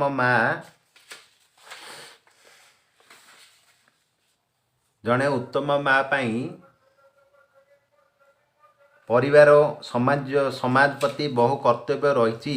ଘର ପରିଚାଳନାରେ ମା'ର ଅବଦାନ ବହୁତ। ହୁଏତ ପରିବାରର ବାପ ମୁଖ୍ୟ ରୋଜଗାରିଆ ହୋଇପାରନ୍ତି, କିନ୍ତୁ ପରିଚାଳନାରେ ମା'ର ଭୂମିକା ବାପଙ୍କ ଠାରୁ ଅଧିକ। ଘର ପରିଚାଳନାରେ ମା'ର ଅବଦାନ ବହୁତ। ହୁଏତ ପରିବାରରେ ବାପ ମୁଖ୍ୟ ରୋଜଗାରିଆ ହୋଇପାରନ୍ତି, କିନ୍ତୁ ପରିଚାଳନାରେ ମା'ର ଭୂମିକା ବାପଙ୍କ ଠାରୁ ଅଧିକ। ସ୍ୱାମୀ ଓ ପିଲାଙ୍କର ଯେପରି କୌଣସି ଅସୁବିଧା ନ ହୁଏ, ସେଥିପାଇଁ ଜଣେ ଗୃହିଣୀ ସର୍ବଦା ତତ୍ପର ଥାଏ। ବିଶେଷ କରି ମଧ୍ୟବିତ୍ତ ପରିବାରରେ ଅର୍ଥାଭାବ ପାଇଁ ସମସ୍ୟା ଦେଖାଦିଏ, କିନ୍ତୁ ଜଣେ ସୁଗୃହିଣୀ ଯଦି ସ୍ୱଳ୍ପ ଅର୍ଥକୁ ଉଚିତ ବାବଦରେ ଖର୍ଚ୍ଚ କରିପାରିଲେ, ତାହେଲେ ଅଭାବ ଦୂରେଇଯାଏ। ପରିବାରରେ ମା' ଯଦି ବଦଖର୍ଚ୍ଚରେ ମନ ଦେଲେ, ଯେତେ ରୋଜଗାର କଲେ ବି କେବେ ହେଲେ ଅଭାବ ଦୂର ହେବନି। ଯେତିକି ଧନ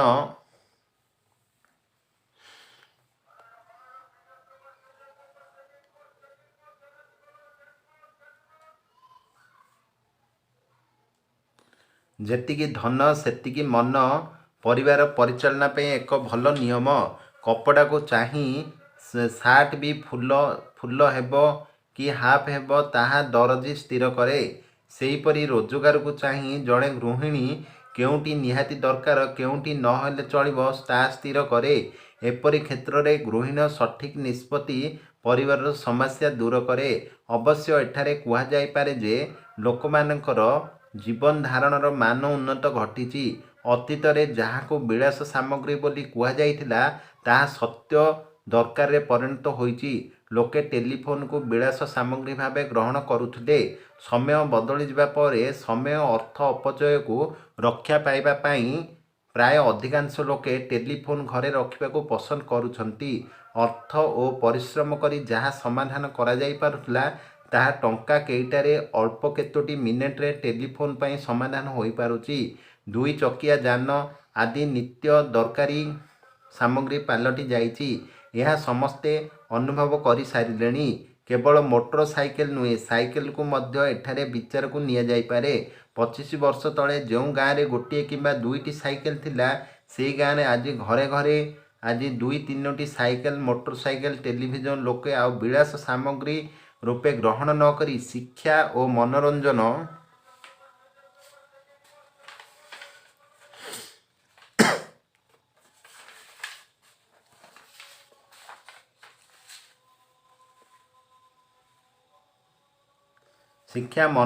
ପାଇଁ ବ୍ୟବହାର କରୁଛନ୍ତି। ସାମ୍ପ୍ରତିକ ଦୁନିଆରେ ମଣିଷର ଆବଶ୍ୟକତା ବଢ଼ି ବଢ଼ି ଚାଲିଛି। ଏହି ସ୍ଥିତିରେ ଅତ୍ୟାବଶ୍ୟକ ସାମଗ୍ରୀକୁ ଅଗ୍ରାଧିକାର ଦେବା ଜରୁରୀ ହୋଇ ପଡ଼ିଛି। ପୁରୁଷଙ୍କ ତୁଳନାରେ ସ୍ତ୍ରୀମାନଙ୍କୁ ଏପରି ନିଷ୍ପତ୍ତି ନେବାର ଜରୁରୀ ହୋଇପଡ଼ିଛି। କାରଣ ପୁରୁଷ ତୁଳନାରେ ସ୍ତ୍ରୀମାନେ ବେଶୀ ସମୟ ଘରେ ଓ ପିଲାମାନଙ୍କ ସହ କଟାଇଥାନ୍ତି। ବେଳେବେଳେ ଏଥିପାଇଁ ସ୍ୱାମୀ ସ୍ତ୍ରୀଙ୍କ ମଧ୍ୟରେ ମତ ପାର୍ଥକ୍ୟ ଦେଖାଯାଇଥାଏ। କିନ୍ତୁ ପରିବାରର ସ୍ୱାର୍ଥକୁ ବିଚାରକୁ ନେଇ ସ୍ୱାମୀ ସ୍ତ୍ରୀ ଗୋଟିଏ ନିଷ୍ପତ୍ତି ଗ୍ରହଣ କରିବାକୁ ବାଧ୍ୟ ହୋଇଥାନ୍ତି। ମହିଳାଙ୍କ ଦାୟିତ୍ୱ କ'ଣ? ପିଲାମାନଙ୍କୁ ପାଳି ବଡ଼ କରିବାରେ ମହିଳାଙ୍କ ଭୂମିକା ଅତି ଗୁରୁତ୍ୱପୂର୍ଣ୍ଣ ଅଟେ। ଗୋଟିଏ ପ୍ରବାଦ ଅଛି, ଜଣେ ଭଲ ମା' କେବେ ଖରାପ ପଲା ଜନ୍ମ ଦିଏନି। ବିଶିଷ୍ଟ ଦାର୍ଶନିକ ଲର୍ଡ଼ ମାଇକରେ କହିଛନ୍ତି ଯେ, ପିଲା ଜନ୍ମରୁ ସବୁକିଛି ମା'ଠାରୁ ଶିକ୍ଷା କରିବା ଆରମ୍ଭ କରେ। ମା' କିପରି ହସୁଛି, ମା' କିପରି ଚାହୁଁଛି, ମା' କିପରି ଚାଲୁଛି, କଥାବାର୍ତ୍ତା କରୁଛି, ସବୁକୁ ଅନୁକରଣ କରେ। ମା' ପିଲାର ଅନାବିଳ ସମ୍ପର୍କ କେହି କାହାରିକୁ ଶିଖାଇ ଦେଇନଥାଏ। ସୃଷ୍ଟିରେ ଆପଣ ଛାୟା ଏହା ଦେଖିବାକୁ ମିଳେ। ପିଲା ବଡ଼ ହୋଇ ଭଲ ମଣିଷ ହେବା ପରେ ପ୍ରଶଂସାରେ ପୋତି ହୋଇପଡ଼େ। ସ୍ନେହ, ଆଦର, ସମ୍ମାନର ଅଭାବ ନଥାଏ। କିନ୍ତୁ ଅଭାବ ଥାଏ ଗୋଟିଏ କଥା, ଯେତେ ଯାହା ମିଳିଲେ ବି ମା' ପୁଅକୁ ଯେଉଁ ଅନାବିଳ ପ୍ରେମରେ ବାନ୍ଧି ରଖିଥିଲା, ତାହା ସେ କାହାଠାରୁ ପାଇପାରେ ନାହିଁ। ଘର କରି ରହିଥିଲେ ସମସ୍ୟା ଘେରି ରହିବା ସ୍ୱାଭାବିକ। ରୋଜଗାରକୁ ଦେଖି ଚଳିବା ବେଳେ ଅର୍ଥାଭାବ ଦେଖାଯାଇଥାଏ। ପିଲା ମା' ପାଖରେ ବାହାରେ ଦେଖୁଥିବା ଜିନିଷ ସବୁ କିଣିବାକୁ ଅଝଟ କରେ। ଜିନିଷର ଦାମ କେତେ, ଘରେ ଟଙ୍କା ଅଛି କି ନାହିଁ ସେ ପିଲା ବୁଝିପାରନ୍ତି ନାହିଁ। କିନ୍ତୁ ଜିନିଷକୁ କିଣିବାରେ ସାମର୍ଥ୍ୟ ନଥାଏ। ତାହେଲେ ମା' ପିଲାର ଧାରଣାକୁ ବଦଳାଇ ଦେବା ପାଇଁ ଉଦ୍ୟମ କରିବା ଉଚିତ। ଆଦୌ ପିଲା ଉପରେ ବିରକ୍ତି ହେବା ଠିକ୍ ନୁହେଁ। ଯଦି ଜିନିଷଟି କିଣାଯାଇପାରିବ ତାହେଲେ କିଣନ୍ତୁ, ନଚେତ୍ ପିଲାଙ୍କୁ ଭୁଲାଇ ବୁଝାନ୍ତୁ। କେବଳ ଛୋଟ ପିଲା ନୁହେଁ, ବଢ଼ିଲା ପିଲା ଝିଅମାନେ ସବୁ ଜାଣି ମଧ୍ୟ ଅନ୍ୟ ଦ୍ୱାରା ପ୍ରଭାବିତ ଅଯଥା ଜିନିଷ କିଣିବାକୁ ଜିଦ୍ କରନ୍ତି। ଏଠାରେ ମା'କୁ ଧୈର୍ଯ୍ୟର ସହିତ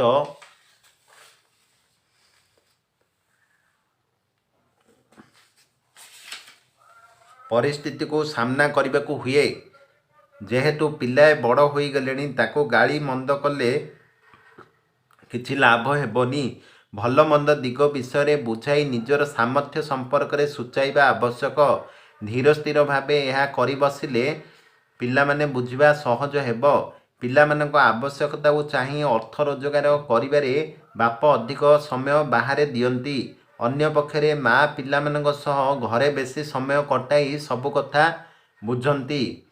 ତେଣୁ ମା'ର ଚାଲିଚଳନ, ଆଚାର ବ୍ୟବହାର ପିଲା ଉପରେ ପଡ଼ିବା ସ୍ୱାଭାବିକ। ଏ କ୍ଷେତ୍ରରେ ମା'ମାନେ ବେଶୀ ଯତ୍ନବାନ ହେବା ଉଚିତ। ମା' ଯଦି ଅମୁହା ଖର୍ଚ୍ଚ କରେ, ପିଲା ବି ତାହା କରନ୍ତି। କାରଣ ସେମାନେ ଜାଣନ୍ତି ଆମେ ଯାହା ଚାହିଁବୁ ମା' ତାହା ଦେବେ। ସେହିପରି ମା' ଯଦି ଅନ୍ୟମାନଙ୍କୁ ମିଛ କୁହେ, ପିଲା ତାକୁ ଶିକ୍ଷା କରନ୍ତି। ଯେତେ ପାଠ ପଢ଼ାଇବା ବେଳେ ମିଛ କହିବ ନାହିଁ, ସର୍ବଦା ସତ୍ୟ ଆଚରଣ କରିଲେ ବି ତାହାର ପ୍ରଭାବ ପଡ଼େନି। ମା' ଯାହା କରେ ପିଲା ତାହା କରେ। କଥାରେ ଯଦି ମା' ବିରକ୍ତ ହୁଏ, ପିଲା ବି ବିରକ୍ତି ଶିକ୍ଷା କରେ। ମା'ର ଚରିତ୍ର ପିଲାକୁ ଚରିତ୍ରବାନ କରେ। ଅବଶ୍ୟ କେତେକ କ୍ଷେତ୍ରରେ ପାର୍ଥକ୍ୟ ପରିଲକ୍ଷିତ ହୁଏ। ପରିବାରକୁ ଶିକ୍ଷାରୁ ପିଲା ଯଶସ୍ୱୀ ହୁଏ, ପୁଣି ସବୁ ଶିକ୍ଷା ସତ୍ତ୍ୱେ ଜଣେ ଜଣେ ଅମଣିଷ ହୋଇଯାଆନ୍ତି। ଏହା କେବଳ 100 ଭାଗରୁ ଭାଗେକରେ ଦେଖାଯାଏ। ବୈବାହିକ ସମସ୍ୟା। ମା' ପାଇଁ ଜୀବନରେ ଦୁଇଟି ସୁଖର ମହତ୍ ବେଶୀ। ଯେଉଁଦିନ ସେ ପ୍ରଥମ ସନ୍ତାନ ପ୍ରସବ କରେ, ସେଦିନ ଆନନ୍ଦର ସୀମା ନଥାଏ। ଆଉ ଯେଉଁଦିନ ପୁଅ କିମ୍ବା ଝିଅ ବର କନ୍ୟା ସାଜି ବିବାହ ବେଦୀରେ ବସନ୍ତି, ତାହେଲେ ସବୁଠାରୁ ବେଶୀ ଆନନ୍ଦ ଦିଏ। ପୁଅ ଝିଅଙ୍କ ବିବାହ ନେଇ ମା' ବାପ ତୁଳନାରେ ଅଧିକ ବ୍ୟସ୍ତତା ପ୍ରକାଶ କରେ। ଆଜିକାଲି ପୁଅ ପାଇଁ ବୋହୂ ଓ ଝିଅ ପାଇଁ ଜୋଇଁ ଖୋଜିବାକୁ ମା'ମାନେ ବାହାରକୁ ବାହାରିଲେଣି। ରକ୍ଷଣଶୀଳ ପରିବାରରେ ମା'ମାନେ ଘରୁ ନ ବାହାରିଲେ ମଧ୍ୟ ବୋହୂ କିମ୍ବା ଜୋଇଁ ପାଇଁ ଟିକନିକ୍ ତଥ୍ୟ ସଂଗ୍ରହ କରୁଛନ୍ତି। ବୋହୂଟିଏ ଘରକୁ ଆସିଲେ ଘରର ଶାନ୍ତି ବୋହୂର ଚାଲିଚଳନ ଆଚାର ବ୍ୟବହାର ଉପରେ ନିର୍ଭର କରେ। ସେହିପରି ଝିଅଟିଏ ଶାଶୁଘରକୁ ଯାଇ କିପରି ଏଠାରେ ମାଆକୁ ଧୈର୍ଯ୍ୟର ସହ ପରିସ୍ଥିତିର ସାମ୍ନା କରିବାକୁ ହୁଏ। ଯେହେତୁ ପିଲାଏ ବଡ଼ ହୋଇଗଲେଣି, ତାକୁ ଗାଳି ମନ୍ଦ କଲେ କିଛି ଲାଭ ହେବନି। ଭଲ ମନ୍ଦ ଦିଗ ବିଷୟରେ ବୁଝାଇ ନିଜର ସାମର୍ଥ୍ୟ ସମ୍ପର୍କରେ ସୂଚାଇବା ଆବଶ୍ୟକ। ଧୀର ସ୍ଥିର ଭାବେ ଏହା କରି ବସିଲେ ପିଲାମାନେ ବୁଝିବା ସହଜ ହେବ। ପିଲାମାନଙ୍କ ଆବଶ୍ୟକତାକୁ ଚାହିଁ ଅର୍ଥ ରୋଜଗାର କରିବାରେ ବାପ ଅଧିକ ସମୟ ବାହାରେ ଦିଅନ୍ତି। ଅନ୍ୟ ପକ୍ଷରେ ମା ପିଲାମାନଙ୍କ ସହ ଘରେ ବେଶୀ ସମୟ କଟାଇ ସବୁ କଥା ବୁଝନ୍ତି। ତେଣୁ ମାଆର ଚାଲିଚଳନ ଆଚାର ବ୍ୟବହାର ପିଲା ଉପରେ ପଡ଼ିବା ସ୍ୱାଭାବିକ। ଏ କ୍ଷେତ୍ରରେ ମାଆମାନେ ବେଶୀ ଯତ୍ନବାନ ହେବା ଉଚିତ। ମା ଯଦି ଅମୁହା ଖର୍ଚ୍ଚ କରେ ପିଲା ବି ତାହା କରନ୍ତି, କାରଣ ସେମାନେ ଜାଣନ୍ତି ଆମେ ଯାହା ଚାହିଁବୁ ମା ତାହା ଦେବେ। ସେହିପରି ମା ଯଦି ଅନ୍ୟମାନଙ୍କୁ ମିଛ କହେ ପିଲା ତାକୁ ଶିକ୍ଷା କରନ୍ତି। ଯେତେ ପାଠ ପଢ଼ାଇବା ବେଳେ ମିଛ କହିବା ନାହିଁ, ସର୍ବଦା ସତ୍ୟ ଆଚରଣ କହିଲେ ବି ତାର ପ୍ରଭାବ ପଡ଼େନି। ମା ଯାହା କରେ ପିଲା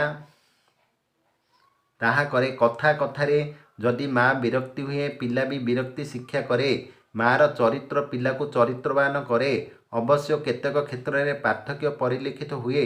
ପରିବାରକୁ ଶିକ୍ଷାର ପିଲା ଯଶସ୍ୱୀ ହୁଏ, ପୁଣି ସବୁ ଶିକ୍ଷା ସତ୍ତ୍ୱେ ଜଣେ ଜଣର ଅମଣିଷ ହୋଇଯାଆନ୍ତି। ଏହା କେବଳ 100 ଭାଗରୁ ଭାଗେକର ଦେଖାଯାଏ। ବୈବାହିକ ସମସ୍ୟା। ମା ପାଇଁ ଜୀବନରେ 2ଟି ସୁଖର ମହତ୍ ବେଶୀ। ଯେଉଁଦିନ ସେ ପ୍ରଥମ ସନ୍ତାନ ପ୍ରସବ କରେ ସେଦିନ ଆନନ୍ଦ ସୀମା ନଥାଏ। ଆଉ ଯେଉଁଦିନ ପୁଅ କିମ୍ବା ଝିଅ ବର କିମ୍ବା କନ୍ୟା ସାଜି ବିବାହ ବୈଦିକ ବସନ୍ତି ତାହା ସବୁଠାରୁ ବେଶୀ ଆନନ୍ଦ ଦିଏ। ପୁଅ ଝିଅଙ୍କ ବିବାହ ନେଇ ବାପ ତୁଳନାରେ ଅଧିକ ବ୍ୟସ୍ତତା ପ୍ରକାଶ କରେ। ଆଜିକାଲି ପୁଅ ପାଇଁ ବୋହୂ, ଝିଅ ପାଇଁ ଜୋଇଁ ଖୋଜିବାକୁ ମାଆମାନେ ବାହାରକୁ ବାହାରି ଗଲେଣି। ରକ୍ଷଣଶୀଳ ପରିବାରରେ ମାଆମାନେ ଘରୁ ନ ବାହାରିଲେ ମଧ୍ୟ ବୋହୂ କିମ୍ବା ଜୋଇଁ ପାଇଁ ଟିକନିକ୍ ତଥ୍ୟ ସଂଗ୍ରହ କରୁଛନ୍ତି। ବୋହୂଟିଏ ଘରକୁ ଆସିଲେ ଘରର ଶାନ୍ତି ବୋହୂର ଚାଲିଚଳନ ଆଚାର ବ୍ୟବହାର ଉପରେ ନିର୍ଭର କରେ। ସେଥିପାଇଁ ଝିଅଟି ଶାଶୁଘରକୁ ଯାଇ କିପରି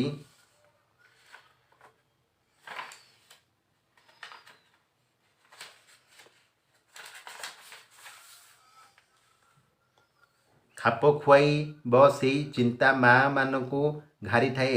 ତେଣୁ ପୁଅ ଝିଅଙ୍କ ବିବାହ ଶେଷ ପରେ ମଧ୍ୟ ମାଆମାନଙ୍କର ପରିବାର ପ୍ରତି ଦାୟିତ୍ୱ କର୍ତ୍ତବ୍ୟ ଶେଷ ହୋଇଯାଏନି। ବିବାହ ପରେ ବେଳେବେଳେ ସମସ୍ୟା ଉପୁଜେ। ଝିଅଟିଏ ନୂଆ କରି ଶାଶୁ ଘରକୁ ଯାଇ କେତେକଙ୍କର ସହ ଖାପ ଖୁଆଇ ପାରେନି। ବାପଘର ଓ ଶାଶୁଘର ପରିବେଶରେ ପାର୍ଥକ୍ୟ ସ୍ୱାଭାବିକ। ବାପଘରର ଚଢ଼ା ଗଳା ତାକୁ ନରମ ଗଳାରେ କରିବାକୁ ବାଧ୍ୟ କରେ। ତାର କଥାବାର୍ତ୍ତାରେ କାହାର ମନ ଉଣା ହେଉଛି, କିଏ କେଉଁ ପ୍ରକାର ବ୍ୟବହାର ଚାହୁଁଛି ତାହା ଜାଣିବା ପାଇଁ ସମୟ ଲାଗେ। ଏସବୁ ହୃଦୟଙ୍ଗମ କରି ମାଟିଏ ସର୍ବଦା ଆଶଙ୍କା ଭିତରେ ରହିଥାଏ। ଶାଶୁଘରେ କିପରି ଚଳିବାକୁ ହେବ ସେ ବାବଦରେ ମା ପରିବର୍ତ୍ତିତ ପରିସ୍ଥିତି ନେଇ ଉପଦେଶ ଦିଏ। ଏସବୁ ବାବଦରେ ମା ଝିଅ ପ୍ରତି ବେଶୀ ଅନୁକମ୍ପା ପ୍ରଦର୍ଶନ କରିବା ବଦଳରେ ଶାଶୁ ଶ୍ୱଶୁର ଓ ସ୍ୱାମୀଙ୍କ ମନ ନେଇ ଚଳିବାକୁ ପରାମର୍ଶ ଦିଏ। ଯଦି ଝିଅ ଉପରେ ଶାଶୁ ଘରେ ନିର୍ଯାତନା ଦିଆଯାଉଛି ବୋଲି ମାର ହୃଦବୋଧ ହୁଏ, ସେ ପ୍ରତିକ୍ରିୟାଶୀଳ ହୁଏ। ଅନ୍ୟାୟ ବିରୋଧରେ ଲଢ଼େଇ ପାଇଁ ଝିଅର ସାଥୀ ଦିଏ। ଏସବୁ ଅବସ୍ଥାରେ ମୁକାବିଲା ମନୋଭାବ ପରିହାର କରି ପୁଅ ପକ୍ଷ ଝିଅ ପକ୍ଷ ଗୋଟିଏ ଟେବୁଲରେ ବସି ଅସୁବିଧା ଦୂର କରିବା ବାଞ୍ଛନୀୟ। ଉଭୟ ପକ୍ଷଙ୍କୁ ପ୍ରଭାବିତ କରି ଗୋଟିଏ ଟେବୁଲରେ ମିଳିତ କରାଇବା ପାଇଁ ମାଆମାନେ ମୁଖ୍ୟ ଭୂମିକା ଗ୍ରହଣ କରନ୍ତି। କଥାଟି ଦୁଇ ପରିବାରର ସୀମା ଲଙ୍ଘନ କଲେ ଲୋକ ହସାଇ ସାର ହୋଇଥାଏ। ଏଥିପାଇଁ ଉଭୟ ପକ୍ଷକୁ କିଛି ତ୍ୟାଗ କରିବାକୁ ପଡ଼େ, ଯାହା ସେମାନଙ୍କୁ ଲୋକଲଜ୍ଜାରୁ ରକ୍ଷା କରେ। ବର୍ତ୍ତମାନ ଘରକୁ ନୂଆ କରି ବୋହୂ ହୋଇ ଆସିଥିବା ଝିଅ କଥା ବିଚାରକୁ ନେଇପାରନ୍ତି। ବୋହୂକୁ ଝିଅ ଭଳିଆ ଆଦର କରନ୍ତୁ, ଦେଖିବେ ପରିବାରରେ ହସ ଖୁସି ପୂରି ଉଠିବ। ନୂଆ ବୋହୂ ପ୍ରତି ଖାପଛଡ଼ା ନୀତି ଅବଲମ୍ବନ କରିବା ମସ୍ତ ବଡ଼ ଭୁଲ ଅଟେ। ଘରେ ନୂଆ ବୋହୂଟିଏ ଶାନ୍ତିରେ ନ ରହିଲେ ପୁଅ ମନେ ମନେ ଅଶାନ୍ତି ହୁଏ, ଦୁର୍ଯୋଗ ମାଡ଼ି ଆସେ। ତେଣୁ ଏସବୁ ନ କରି ବୋହୂ ପରିବାରର ଏକ ଅବିଚ୍ଛେଦ୍ୟ ଅଙ୍ଗ ଭାବେ ଗ୍ରହଣ କରନ୍ତୁ। ସୁଖ ଦୁଃଖରେ ସାମିଲ କରନ୍ତୁ। ଝିଅଟିଏ ଶାଶୁ ଘରକୁ ଆସିଲା ବେଳେ ବାପା ମାଙ୍କ ସ୍ନେହକୁ ଛାଡ଼ି ଭବିଷ୍ୟତ ଆଶାରେ ପର ଘରକୁ ଚାଲି ଆସେ। ଶାଶୁ ଶ୍ୱଶୁରଠାରୁ ସେ ମା ବାପାର ସ୍ନେହ ଆଦର ଆଶା କରେ। ଦୁଇ ଦଶନ୍ଧି ଧରି ବାପ ଘରେ ସେ ଯାହା ପାଇଥିଲା ହଠାତ୍ ଦୂରେଇ ଗଲେ ନାନାଦି ଅସୁବିଧା ହୁଏ। ଯଦି ନୂଆ ବୋହୂଟିଏ ନୂଆ ପରିବେଶ ସହ ଖାପ ଖୁଆଇ ପାରୁନାହିଁ, ତାହେଲେ ଭିନ୍ନ ପରିବେଶ ସହିତ ମିଶିବା ପାଇଁ ସମୟ ଦିଅନ୍ତୁ। କିଛି ପରିବାରରେ ଶାଶୁ ବୋହୂକୁ ନିର୍ଯାତନା ଦିଏ, ନିର୍ଦ୍ଦେଶ ପାଳନ କରିବାକୁ ବାଧ୍ୟ କରେ। ଅମାନ୍ୟ କଲେ ବୋହୂଙ୍କୁ ମାଡ଼ ଗାଳି ଖାଇବାକୁ ପଡ଼େ। ସଂସାରରେ ସୁଖ ଦୂରେଇ ଯାଏ। ଶାଶୁ ଭୁଲିଯାଏ ଯେ ସେ ଦିନେ ବୋହୂ ଥିଲା, ସେ କିପରି ଶାଶୁଠାରୁ ବ୍ୟବହାର ପାଇଥିଲା। ଶାଶୁର ଦୁରାଚାରୀ ବ୍ୟବହାର ପରିବାରକୁ ଅଶାନ୍ତି ଭିତରକୁ ଠେଲି ଦିଏ।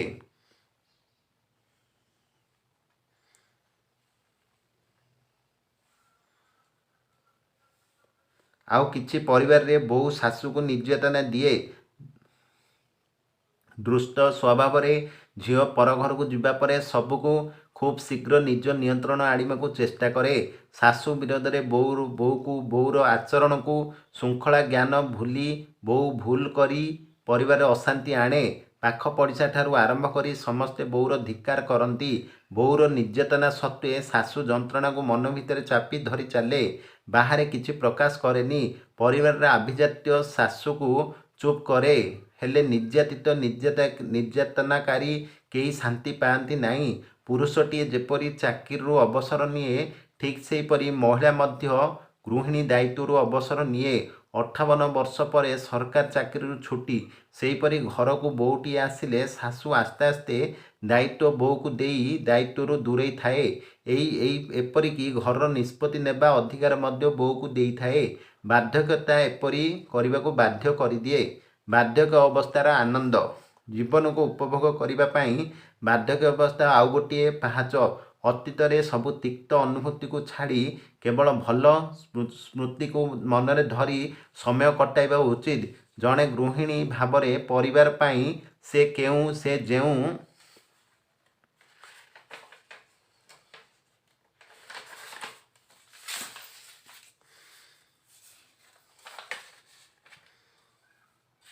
ସେ ଯେଉଁ କର୍ତ୍ତବ୍ୟ କରିଥାନ୍ତି, ତାହା ତାକୁ ପରିଣତ ବୟସରେ ପୁଅ ବୋହୂ ନାତି ନାତୁଣୀଙ୍କ ନିକଟତର କରାଏ। ସେ ପରିଣତ ବୟସରେ କାହା ଉପରେ କର୍ତ୍ତୃତ୍ୱ ଜାହିର କରନ୍ତି ନାହିଁ, ଦାୟିତ୍ୱ ମଧ୍ୟ ମୁଣ୍ଡ ଉପରକୁ ନିଅନ୍ତି ନାହିଁ। କିନ୍ତୁ ପରିବାର ସମ୍ପର୍କିତ କୌଣସି ନିଷ୍ପତ୍ତି ନିଆଯିବା ବେଳେ ମାଙ୍କର ପରାମର୍ଶ ଲୋଡ଼ାଯାଏ।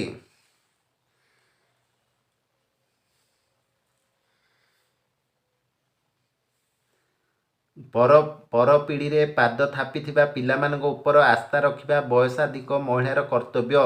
ପିଲାଙ୍କ ସହ ଜେଜେମାଙ୍କ ଭାବେ ସମୟ ବିତାଇବାର ଆନନ୍ଦ ନିଆରା। ନାତି ନାତୁଣୀ ଛୋଟ ହୋଇଥିଲେ ଜେଜେମାକୁ ଗପ କହିବାକୁ ଜୋର କରନ୍ତି। ଜେଜେମା ଯଦି ପିଲାଙ୍କ ମନ ନେବା ପାଇଁ ଗୋଟିଏ ଗପ କହିବାକୁ ଆରମ୍ଭ କରେ, ତାହେଲେ ନାତି ନାତୁଣୀଙ୍କ ଆନନ୍ଦର ସୀମା ରହେ ନାହିଁ। ପରିଣତ ବୟସରେ ନାତି ନାତୁଣୀଙ୍କ ଆନନ୍ଦ ଜେଜେମାକୁ ଖୁସି କରେ। କେବେ ହେଲେ ପରିଣତ ବୟସରେ ନିଜକୁ ଏକୁଟିଆ ଅନୁଭବ କରନ୍ତୁ ନାହିଁ। ନିଜେ କିଛି କରୁନାହାନ୍ତି, ଅନ୍ୟ ଉପରେ ନିର୍ଭର କରି ବଞ୍ଚୁଛନ୍ତି ଆଦି ଭାବନା ପରିହାର କରନ୍ତୁ। ଯେଉଁମାନଙ୍କୁ ଅନ୍ୟମାନେ ବୋଲି କୁହାଯାଉଛି, ସେମାନେ ସବୁ ଆପଣଙ୍କ ସ୍ନେହ ସଦିଚ୍ଛାରେ ବଢ଼ିଥିବା ଜଣେ ଜଣେ ବ୍ୟକ୍ତି ବିଶେଷ। କୌଣସି କ୍ଷେତ୍ରରେ ଅଯଥା ହସ୍ତକ୍ଷେପ କରନ୍ତୁ ନାହିଁ। ଦେଖିବେ ଆବଶ୍ୟକ ବେଳେ ପରିବାର ଲୋକେ ଉପଦେଶ ପାଇଁ ଆପଣଙ୍କ ନିକଟକୁ ଆସିବେ। ଆଉ ଯେଉଁମାନେ ବୟସ୍କଠାରୁ ଉପଦେଶ ଗ୍ରହଣ କରନ୍ତି ନାହିଁ, ସେମାନେ ସହଜରେ କାର୍ଯ୍ୟକ୍ଷେତ୍ରରେ ସଫଳତା ପାଆନ୍ତି ନାହିଁ। ସବୁ ମା ବୟସର ସ୍ନାୟନରେ ଦୀର୍ଘ ଅନୁଭୂତିକୁ ନେଇ ମାନସିକ ଶାନ୍ତି ଲଭନ୍ତି। ଜଣେ ଜେଜେମାଙ୍କ ଭାବରେ ତୃତୀୟ ପିଢ଼ିକୁ କିଛି ମାର୍ଗଦର୍ଶନ ଦେବା ଆଉ ଏକ କର୍ତ୍ତବ୍ୟ। ଏଠାରେ ତୃତୀୟ ପିଢ଼ି କହିଲେ ମୁଖ୍ୟତଃ ନାତି ନାତୁଣୀ ହିଁ ବୁଝାଏ। ଆପଣ ପିଲାଦିନ ଓ ବର୍ତ୍ତମାନ ପିଲାମାନଙ୍କ ସମୟ ମଧ୍ୟରେ ଆକାଶ ପାତାଳ ପ୍ରଭେଦ। ଆପଣ ଯାହାକୁ ବିଳାସ ସାମଗ୍ରୀ ଭାବେ ଗ୍ରହଣ କରୁଥିଲେ, ଆଜିର ପିଲା ତାକୁ ଖେଳା ଭାବେ ବ୍ୟବହାର କରୁଛନ୍ତି। ଯେଉଁ କଥା ଜାଣିବା ପାଇଁ ଆପଣଙ୍କୁ 10 ବର୍ଷ ପର୍ଯ୍ୟନ୍ତ ଅପେକ୍ଷା କରିବାକୁ ପଡ଼ିଥିଲା, ଆଜି ତାହା ଆଉ 5 ବର୍ଷ ପୂର୍ବରୁ ଅର୍ଥାତ୍ 5 ବର୍ଷ ବୟସରେ କରିପାରୁଛନ୍ତି। ଏସବୁ କେବଳ ପରିବର୍ତ୍ତିତ ପାରିପାର୍ଶ୍ୱିକ ଭାବ ପ୍ରଭାବ ଯୋଗୁଁ ସମ୍ଭବ ହୋଇପାରିଛି ବୋଲି ଗ୍ରହଣ କରିବାକୁ ହେବ। ନିର୍ଭରଶୀଳତା। ଅବସର ପରେ ଜଣେ ପୁରୁଷ ବହୁମାତ୍ରାରେ ସ୍ତ୍ରୀ ଉପରେ ନିର୍ଭରଶୀଳ ହୋଇପଡ଼େ। ଅଫିସରେ ଯେଉଁ ସମୟ କଟାଉଥିଲା ସେହି ସମୟତକ ଘରେ କିମ୍ବା ଅନ୍ୟ କୌଣସି ଜାଗାରେ କଟାଇବାକୁ ହୁଏ। ଏହି ସ୍ଥିତିରେ ସମୟ କଟାଇବା ପାଇଁ ସ୍ତ୍ରୀର ସହଯୋଗ ଦରକାର ପଡ଼େ। ଆଉ ଗୋଟିଏ କଥା ହେଲେ ସ୍ୱାମୀ ଚାକିରିରେ ଥିବାବେଳେ ସ୍ତ୍ରୀ ଯେଉଁ ମାତ୍ରାରେ ଖର୍ଚ୍ଚ କରେ, ଅବସର ନେବା ପରେ ଖର୍ଚ୍ଚ ହ୍ରାସ କରିବା ଜରୁରୀ ହୋଇପଡ଼େ। ଅବଶ୍ୟ ସ୍ୱାମୀ ପେନସନ୍ ପାଇଥାଇପାରନ୍ତି, କିନ୍ତୁ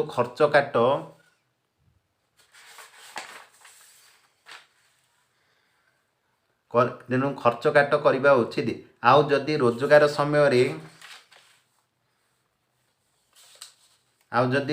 ସମୟରେ କିଛି ସଞ୍ଚୟ କରିଥାନ୍ତି ତାହେଲେ ଲାଭ, କିନ୍ତୁ ସଞ୍ଚୟରେ ସ୍ୱାମୀଠାରୁ ସ୍ତ୍ରୀର ଭୂମିକା ଅଧିକ।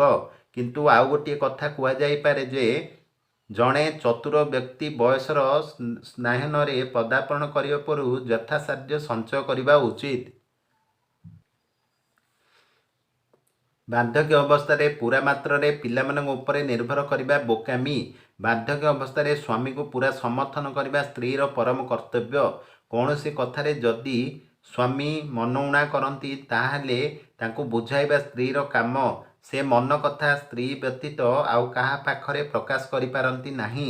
ଯଦି ବି ସ୍ୱାମୀ କିଛି ଭୁଲ ବୁଝାମଣାର ବଶବର୍ତ୍ତୀ ହୋଇଥାନ୍ତି ତାଙ୍କୁ ବୁଝାଇ ମାନସିକ ଶାନ୍ତି ଫେରାଇ ଆଣନ୍ତୁ। ବୟସରେ ମଧ୍ୟାହ୍ନରେ ସ୍ନାୟନରେ ସ୍ୱାମୀ ସ୍ତ୍ରୀ ଏକାଠି ରହି ଭାବର ଆଦାନ ପ୍ରଦାନ କରିବା ସୁଖୀ ଜୀବନର ଏକ ଅଂଶ ବିଶେଷ ଅଟେ। ସମସ୍ୟା ବିନା ଜୀବନର ମାନେ କିଛି ନାହିଁ। କେବଳ ସୁଖକୁ ନେଇ କେହି ବଞ୍ଚେନି। ସୁଖ ପରେ ଦୁଃଖ, ଦୁଃଖ ପରେ ସୁଖ କ୍ରମାନ୍ୱୟରେ ଆସେ। ପୂର୍ବ ସ୍ମୃତି ବୟସର ସ୍ନାୟନରେ ବ୍ୟକ୍ତିକୁ ବଞ୍ଚିବାର ମାର୍ଗ ଦର୍ଶାଏ। ପୂର୍ବ ସ୍ମୃତିକୁ ସ୍ୱାମୀ ସ୍ତ୍ରୀ ଏକାନ୍ତରେ ବସି ଆଲୋଚନା କରିବାର ମହତ୍ତ୍ୱ ବହୁତ। ତେଣୁ ବଞ୍ଚିଥିବା ପର୍ଯ୍ୟନ୍ତ ଜୀବନକୁ ଭରପୁର ଉପଭୋଗ କରନ୍ତୁ। କୌଣସି ଅବସ୍ଥାରେ ମନଉଣା କରନ୍ତୁ ନାହିଁ।